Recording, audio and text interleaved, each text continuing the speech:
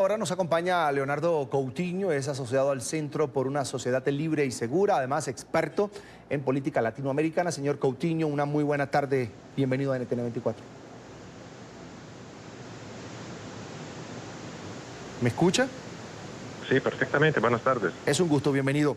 ¿Qué tal esta posición, este rol del presidente de los Estados Unidos, Donald Trump, como negociador con quien hasta ahora ha fungido como el sostén para algunos del régimen de Nicolás Maduro en medio de tanta tensión, en medio de tanto reclamo de los ciudadanos?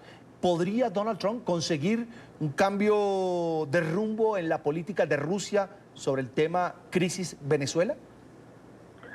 Entonces, yo veo con mucho optimismo la acción de hoy, porque Rusia es uno de los principales aliados de Nicolás Maduro.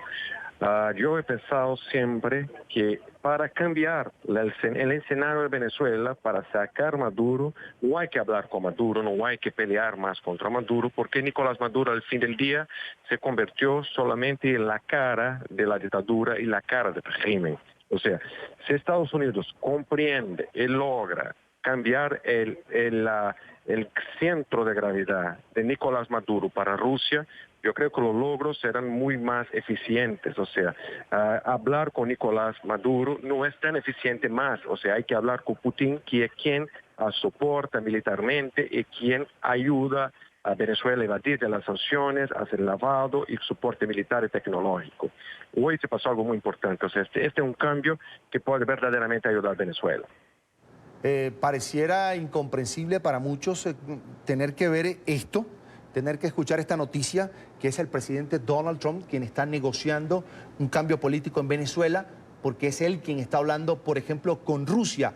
Nadie entiende, pues, ese poder que tiene Rusia sobre Venezuela, sobre el régimen, y que, sobre todo, sea un presidente de otra potencia quien esté negociando la salida del régimen. Sí, eso es muy interesante porque parece que estamos hablando de fantasmas, ¿no? O sea, hablando de la Guerra Fría, que ya se terminó hace años.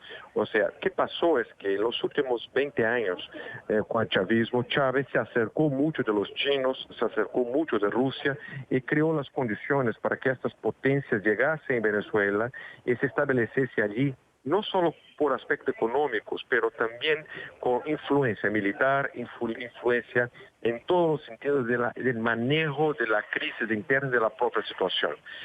Yo estoy convencido que hoy Nicolás Maduro es soportado, la ayuda por Nicolás Maduro viene de como un tripé, que es constituido por China, Rusia principalmente, y el otro pie de este tripé es Turquía y Irán, que dan todo el apoyo y la inteligencia para que Nicolás Maduro actúe con el régimen.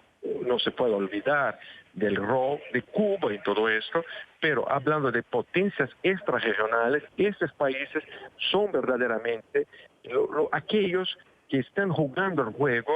Entonces, el papel de Estados Unidos en este arreglo es importante por esto, porque es la potencia de nuestra región que puede hacer frente a estos otros miembros, estos otros países que están haciendo con que Nicolás Maduro tenga oxígeno para seguir adelante.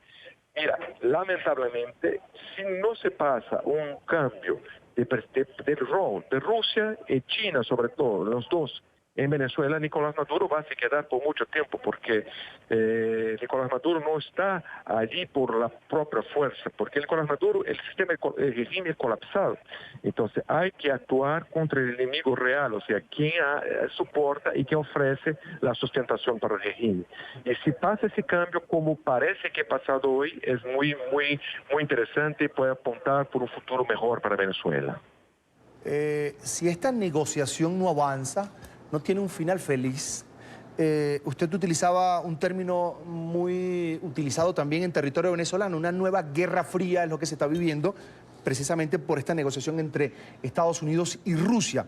Mientras tanto, los venezolanos que padecen la crisis en territorio venezolano parecieran ser víctimas de un conflicto o de una necesidad de negociar que tampoco es de ellos. Es decir, el tema Rusia Estados Unidos es un tema muy aparte de la crisis que vive Venezuela, para muchos venezolanos. Hablo del venezolano que sale todos los días a protestar, hablo del venezolano que no consigue pollo, que no consigue carne.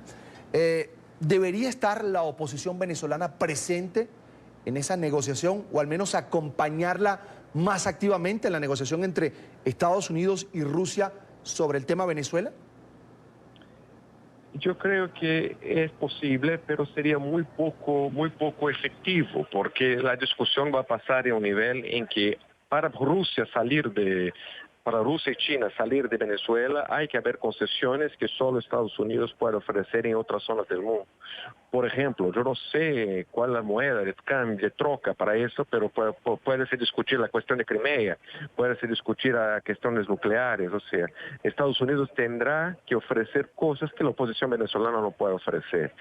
El rol hoy de la oposición venezolana es de mantener la esperanza del pueblo, porque los dos últimos hechos que recientes, que fue el tema de la ayuda humanitaria en 23 de febrero y las acciones de esta semana en Venezuela, que fracasaron, tienen un impacto muy negativo sobre el ánimo del venezolano. En mi país, por ejemplo, Brasil, registró una entrada más grande de refugiados de que todos los días antes de la crisis, o sea, la gente empezó a huirse más rápido.